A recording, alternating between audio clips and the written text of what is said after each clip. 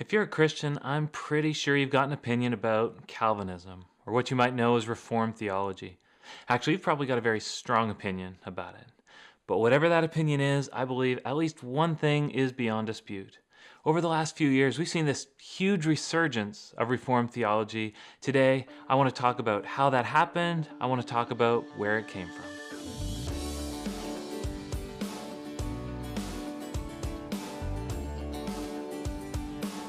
Today we're talking about the New Calvinism, or Reformed theology, or maybe you know it as the Young, Restless Reformed movement. Whatever you call it, I believe we can trace its beginnings to the church growth movement, of all things. You need to remember that this church growth movement was huge. It was so influential in the late 90s and the early 2000s. You had leaders back then like Rick Warren and Bill Hybels they had grown their churches into some of the biggest, some of the most influential in all of the United States and really all over the world. They were writing books and they were leading conferences and they were essentially advocating a form of pragmatism, Christian pragmatism. Pragmatism is all about judging the rightness or the wrongness of an action by the results it brings about. So it begins with this good goal in mind, then assumes that whatever brings about that goal is necessarily good. The result that church growth leaders wanted, it was a good goal. They wanted to see lots of people make professions of faith in Jesus Christ, a very good thing. But it was the way they got there that proved to be so troublesome. To get people to hear about Jesus, well, they first needed to get them into church. But here's the thing, how do you get people into church? And especially when most of those people have a church background. They've already tried church and they've rejected it. What you do is you change church to make it more appealing to people. That might mean you have to strip out any elements that might make people feel uncomfortable. It might mean you would add elements that will motivate people to come and to stay. Probably it means both. So at its fullest bloom, church growth was surveying the people in the community around a church to ask, what would it take to get you to come to our church? And then they had to, of course, deliver those things.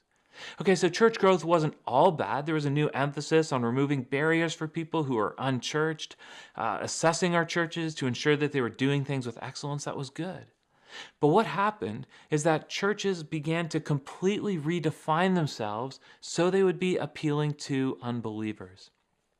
Instead of going to the Bible to ask questions like, what does God say churches must be? Or going to church history to say, how have Christians understood God's commands about church, about worship? People instead turned to unbelievers and they asked them, what do you want in a church? And so some things began to happen. Sermons became short and topical instead of longer and expositional. Doctrine was stripped away to focus instead on meeting people's felt needs. Those long prayers, or longer prayers that have been part of Christian worship, they tended to be pulled out and replaced only with short prayers of response and commitment. Old hymns, they went by the by and were replaced by new choruses. Even the word church was removed from many congregations just in case that word alone would be a hindrance to people. You might remember slogans like this is not your grandparents' church, or this is a church for people who don't like church. Well, at its worst, church growth led to a kind of almost a programmatic big box Christianity. It could be bought and sold. It could be transferred and duplicated. The promise was, if you copy our model and you implement our programs and you preach our sermons, you just watch. Your church will explode in growth. This led to a kind of church that felt very impersonal. A church that had really lost all sense of the sacred, of being set apart from everything else. Doctrine was shelved and forgotten. Church became all about the numbers. Well, not surprisingly, a growing number of people began to express concern with this movement, and they responded in two very, very different ways. One group determined, we will focus on recovering authentic Christian community.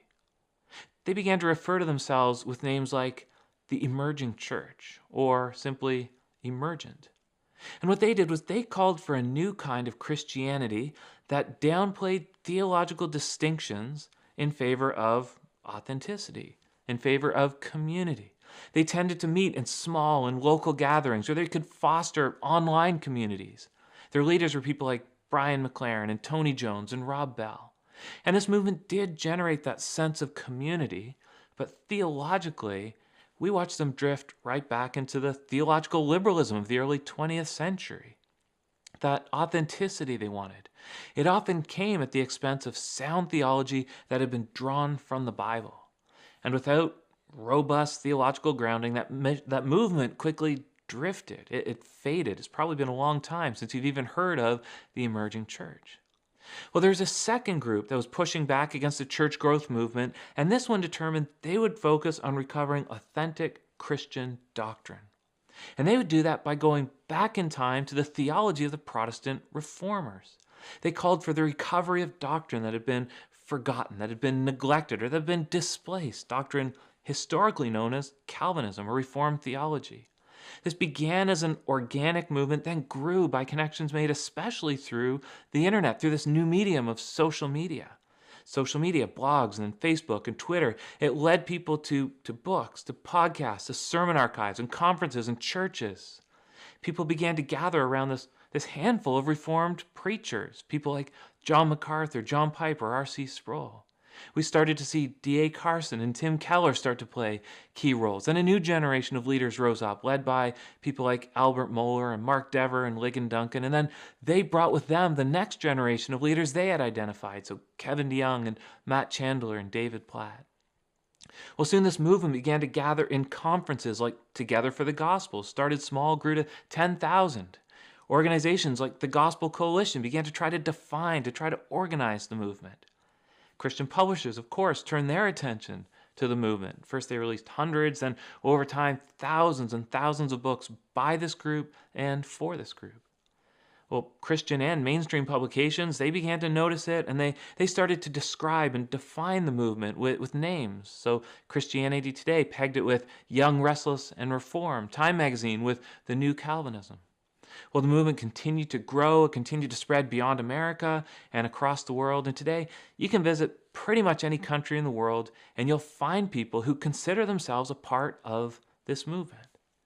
Okay, so there's just a little glimpse of where this movement came from, and it's clear to me, very clear to me, that God has been at work in and through this Reformed resurgence. But of course, it's a movement that involves human beings, so it can't all be good, can it? It won't all be good, will it? It's impossible.